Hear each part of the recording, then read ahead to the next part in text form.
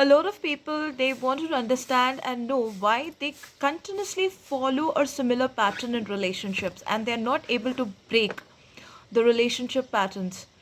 And especially because women being a water element and more emotional as comparatively to guys, though I do not want to be gender biased, but let me try and explain to you more from an energy perspective, more from a tantric perspective, like what exactly happens in a relationship. So sometimes the problems with the sexual and the romantic relationships is also because of the presence of the information from the previous partners that are stored in the sacral chakra.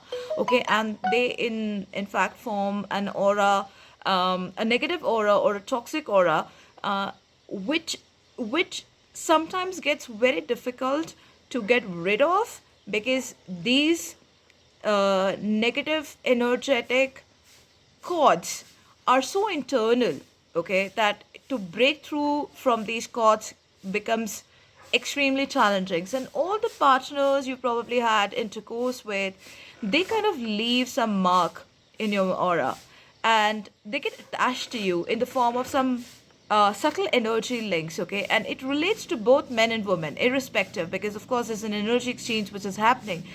Sometimes, especially when a breakup is very intense, it is very traumatic. So these former partners unwillingly can keep drawing the energy from your aura, via these subtle channels. And hence, it is very important that when you break up from a traumatic relationship, um, you need to just forgive, forget, and like move on, and not keep on thinking about your exes back. Otherwise, you will keep attracting these toxic relationships and toxic energies back in your life in the form of a newer energy. So, in order to build a very healthy relationship with a new partner, you have to definitely detach from the previous ones. And for that, the cleansing of the sacral chakra becomes a very, very important part. Often it is seen, even if there was a very practical relationship, okay, and the sacral chakras are connecting together, there could be a tinge of the heart chakra and the sacral chakra also interconnecting. Here it gets even more difficult because the attachment has formed an etheric cord, which takes a lot of time to disconnect, and hence sometimes you might feel that being an empath or being somewhere energetically connected to that person, you can feel and sense that other person's emotions even if you've broken up. And this might be happening with you continuously without actually understanding and realizing that this is all because of the etheric cord that you have created on your own through your mental connection. There is another thing that I have noticed is with those people who imagine having sexual activities with somebody too much on a regular basis. Say, for example, if you're attracted to somebody and you keep thinking about that person sexually quite a lot, even in your dreams or even in, like, when you want to masturbate, for example, you kind of end up forming these etheric cords. And directly or indirectly, even if you are not knowing this for a fact, the other partner might be sucking some part of your energy. Okay.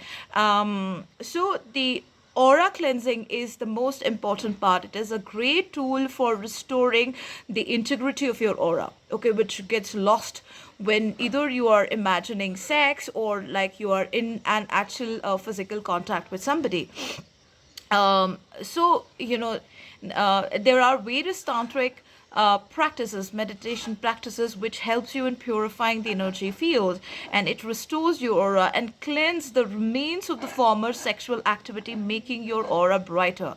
You have to get your power back, which gets normally lost when you have associated yourself with somebody really toxic in your past, because this aura connection can actually lead to toxic sexual attachments, even with your next partners. So together, along with your healing and with your aura cleansing and of course getting your sexuality back, it also leads in clearing your traumatic experiences from the past.